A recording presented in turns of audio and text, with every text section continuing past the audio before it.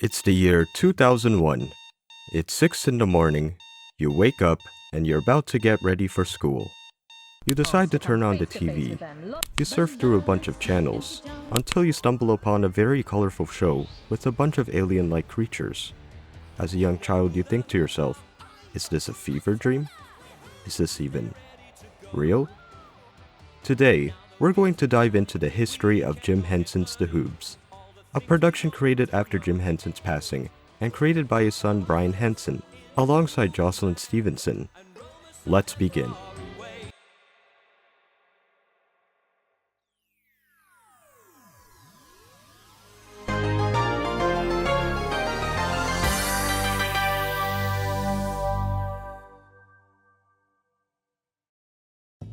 If you remember watching The Hoobs in the UK, chances are you watched the show on Channel 4. Or if you were lucky, you may have caught The Hoobs on Nick Jr., which aired for a much shorter time in the early 2000s. So, how did it start? In the year 2000, Channel 4 promoted a brand new show to gear towards the younger demographic and provide content to the 4 learning programming block for schools. The budget was set at £20 million, and it had potential to be, in quotes, the new Teletubbies. This was so that they could find another children's show to match the success of the Teletubbies. Considering their big explosion in popularity, and because children's television, mainly between BBC and Channel 4, was very competitive at the time, the hit preschool show, Sesame Street, used to air regularly on Channel 4 in 1987 to fill in the lunchtime hours and early mornings. The attention turned over to The Hoobs, thus placing the start of its run on January 15th, 2001. Eventually, The Hoobs filled in their 6 a.m. time slot, and then Sesame Street ended up getting removed from the schedule altogether by September 22nd, officially marking the last time Sesame Street was ever on UK television screens. The Hoobs would later reach other countries internationally, and notably Canada and the United States, broadcasting on TVO Kids and PBS Kids Sprout on September 3rd, 2001, and December 25th, 2006, respectively. More details to come later. Here, we get introduced to the Hoobs. Who are the Hoobs? The Hoobs are a type of extraterrestrial species, often described by critics and reviewers as alien and Muppet-like creatures, who originally lived in a place called Hoobland. The character concept designs shown here were created by Ed East, the same person who designed characters for Muppets Tonight, Muppet Up Shop, and Animal Jam. The Hoobs were all live hand puppets. Each puppet had a single performer working with one hand, operating an arm, and their other hand going into the mouth, with somebody assisting by operating the other arm. The entire production was filmed in the UK from 2000 to 2002 at Elstree Film Studios, a predominant spot for the Jim Henson Company. These include Muppet productions like The Muppet Show and The Great Muppet Caper.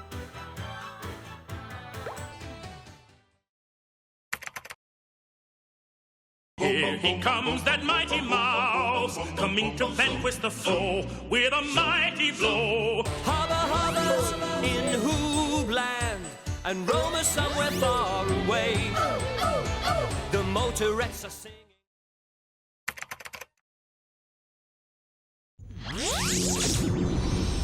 Who will do, tiddly peeps? The show begins with a character who goes by the name Hubba Hubba, performed by Mark Jefferis and later Brian Herring.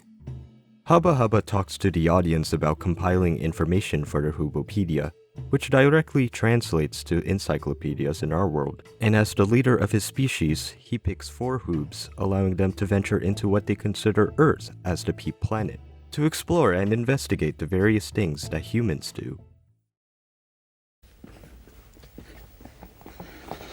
Now, oh, who will do, tiddly peeps? These characters consist of the Hoobs, Iver, performed by Don Austen, the purple Hoob who acts the most professional, but is willing to join in any fun activities. I've got this special clipboard, and I really enjoy writing lists. I like playing Hoobie Run and Yell.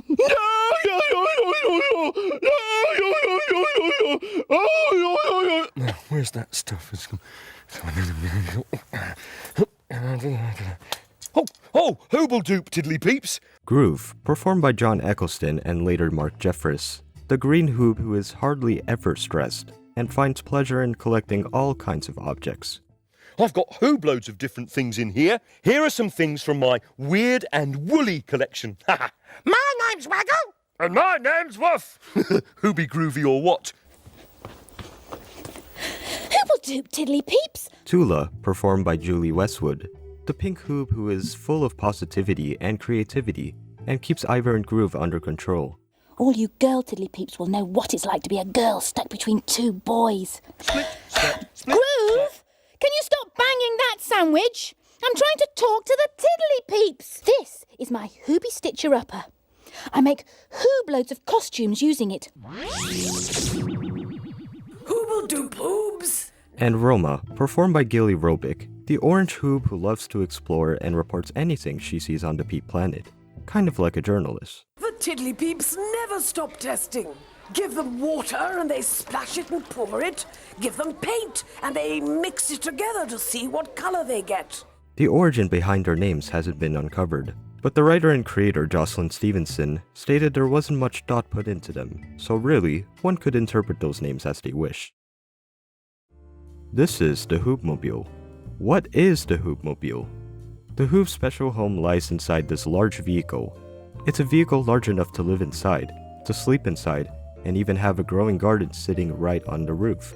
To operate the Hoobmobile, they have these other creatures inside the trunk, called the motorettes. These motorettes consist of Toodle, performed by Rebecca Negan, Twang, performed by Mark Jefferis, and Timp, performed by Wim Booth. From the magic of singing, they rely on moving the engine to ensure the Hoobmobile travels anywhere. The main premise of the Hoobs revolves around the power of the question. Every day, the Hoobs must think of a big question to plug into the Hoobopedia. In addition to this big question, they must answer it in time for Hoob News. More on that later. Sometimes they just laughed when someone was talking. What's all that about? As the Hoobs try answering the question, they come up with even more questions, particularly follow-up questions to expand their knowledge on a certain subject, always asking who, what, where, when, why, or how. And it's always the motorette's cue to pop up abruptly. Well, the joke certainly made the tiddly peeps laugh, but the thing is, why? Hubba Hubba contributes with the Hoobs by searching on their version of the internet, Hoobnet. This is the place where he goes to find videos and animated stories online.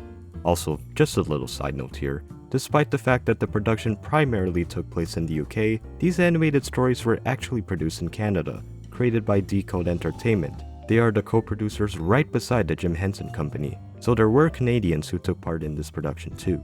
As the Hoobs try to progress, it's clear that they cannot figure out the answer themselves. Instead, they will visit the tiddly peeps to find the answer. Absolutely! Why didn't I think of that? Who are the tiddly peeps? Children. In fact, the Hoobs have other ways of classifying people. Babies are squiggly tiddle peeps.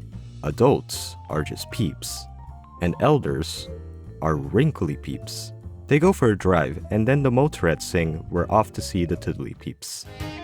We're off to see the tiddly peeps. On the road we go.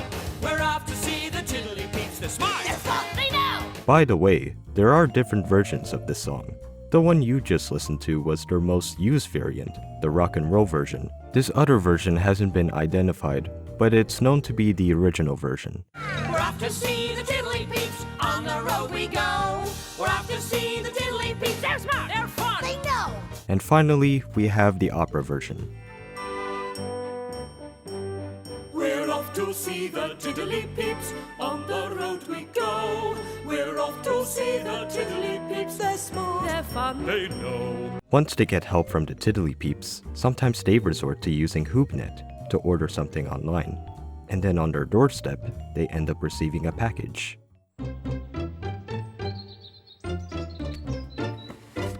Later on in the episode, they would also get help from Roma, who usually travels to different parts of the world, primarily to observe human culture or fashion. One of the Indian lady peeps has lent me this hoobacious dress. It's called a sari. You look beautiful in it, Roma. Yes, I do rather, don't I?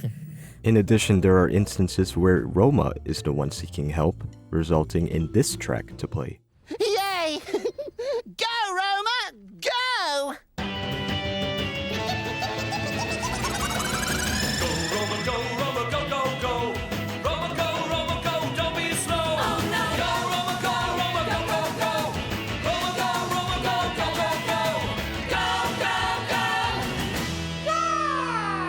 And finally, when they figure out the answer to the big question, they go live on Hoob News, broadcasting information that ultimately serves as a recap of their latest discoveries. Welcome to Hoob News, the news show for Hoobs everywhere. And today we've been asking the question, What makes Tiddlypeeps and Hoobs laugh? we know that a Hoobble dangler makes Hoobs laugh. Then some Tiddlypeeps showed Iver that there's something else that makes them laugh. So there you have it. The answer to the question, what makes Tiddlypeeps and Hoobs laugh, is... Tickling! The Hoobs have done its job to address an important component in learning, and that was to encourage children to keep asking questions, to gain more knowledge about the world around them. The Hoobs had their own vocabulary of words in which the kids could use to engage in every episode. In the Hoobs dictionary, they have their way of saying hello, and that is Hoobble Doop, or something more elaborate. Want to do a Hoobie hello? Yes! Hoobble dip! Hoobble dip! Whoop, whoop, whoop! They have their own ways of saying that something is good, like Hoobacious, or Fantabby Hoobie. Making a mistake would be referred to as a Hoobie Boo Boo. I'm sorry. I've made a real Hoobie Boo Boo. And to say goodbye to a Hoob, you would say Hooble Toodle Doo. And Hoobs love Tiddlypeeps. Hooble Toodle Doo! Hooble Toodle Doo! Along with this, the Hoobs spoke like adults with the English language, and with a curious mindset alike to a child. The concept unfolded with a very open mind. Children or Tiddlypeeps played a pivotal role in answering the Hoobs' questions, so that the message was spread that kids can also give out their perspective of the various things they do on planet Earth. The Hoobs became a hit during its run in the UK. The program went through 5 seasons, 250 episodes, having one of the largest commissions for a preschool show within the span of 2 years. A lineup of toys and merchandise were set out for marketing, most prominently from the Tommy Company, who produced talking plush toys and plush toys in different sizes. They had Happy Meal toys and commercials, all released in 2003. The franchise had a licensed video game for the original PlayStation. They had backpacks, food products, books, and much more through this list of merchandise. The Hoobs would go on to win Best Preschool Live Action at the BFTA Children's Award Show. However, was all that was being said about becoming the new Teletubbies never came to be. But why? This is because the title ended up going into BBC's preschool program, Tweenies. In their first year, Tweenies marketing sales skyrocketed and was considered the fastest selling product in terms of merchandising and videos. The Hoobs weren't able to steal their thunder. They had a smaller lineup of video releases in contrast with a fairly large catalog of merchandise. Yet there doesn't seem to be any information that directly addressed the number of sales they had during their first year. Apart from this, the Hoobs were quite fascinating and quirky, often compared to Tweenies and Teletubbies due to their colorful nature. They were among the first preschool shows to use the internet as a tool, placing emphasis on digital technology. Although shows like Elmo's World demonstrated these uses. However, they would just take up one episode rather than being part of a concept. With the show's inception, a section of the For Learning website focusing on the Hoobs was created, alongside its very own website, which was Hoobnet, actively operating between 2001 to 2005. This was during a time when websites aimed at both parents and preschoolers were coming into fruition. And this was convenient for its time when kids' channels wanted to carry out websites to learn more about programs. The Hoobs were picked up for children's programming in Canada and the US. However, they weren't as widely known. Playhouse Disney's Bear in the Big Blue House was the hit Jim Henson program at the time. There was also very little documentation about the show, specifically in newspapers and articles, though a fandom wiki exists, documenting the show's run on PBS Kids Sprout. The only home media release was in 2010, consisting of a single DVD with 6 episodes on it. What's interesting is that there was additional footage created a few years after the show's initial run in the UK to produce promos for the Hoobs' debut in the US. To build up hype in the Hoobs' debut, Tula and Groove appear as special hosts in between segments for a special marathon, premiering on December 25th, 2006. This was the Happy Hoobie Holidays, and oddly enough, these clips are nowhere to be found online, essentially falling under lost media. With this in mind, they also had a Sprout Diner segment. Sprout Diner was originally a web series found on the Sprout website, before turning into segments in 2007. The Sprout family, Brussels, Bean, and Alfalfa, would get a phone call from a special guest character to promote healthy eating. These included characters like Barney the dinosaur. Bean speaking. Oh, hello, Bean. This is Barney. I'd love a super duper snack today. And Thomas the Tank Engine. For our diner, we're always in the mood for healthy food. How may I help you? Thomas has a very important delivery to make today. One episode featured Tula, who called up to fuel themselves with food on their visit to the Peep Planet. The family ended up making something called Hoobleberry muffins, and people can actually make this themselves, as they provide the recipe on Sprout's website. Unfortunately, this particular video clip is lost. The video was on YouTube at some point, and has yet to see the light of day again. The Hoobs aired on Channel 4 for 13 years, with their final air date happening sometime in 2014. Canadian and American broadcasts stopped during the late 2000s. Every Sprout afternoon, share some Hoobacious adventures with the Hoobs. Hooray! Come share in all the fun with the Hoobs every afternoon on the Sprout Sharing Show.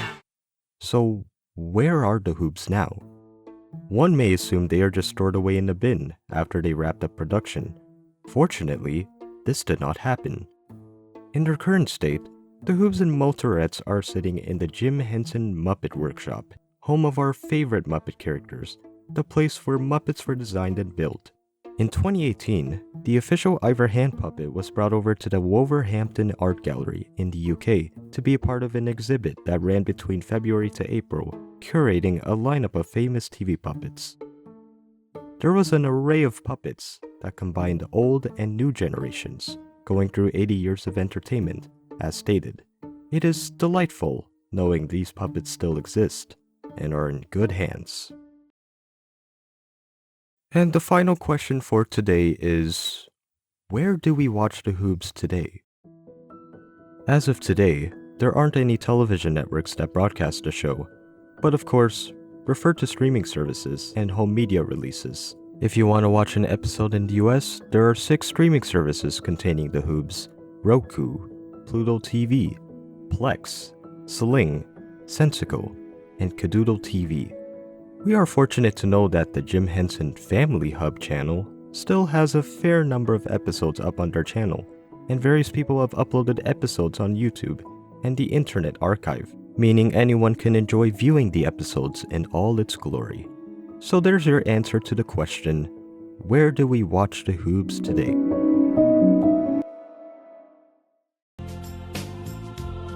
Could this be goodbye? Is it now all over? Will we... Thanks for tuning in to the first episode of the Nostalgic Media series. We are just getting started, so I hope this piqued your curiosity, and I hope you gained some knowledge, the same way they did on the show. And I'm looking forward to creating more episodes. Is tomorrow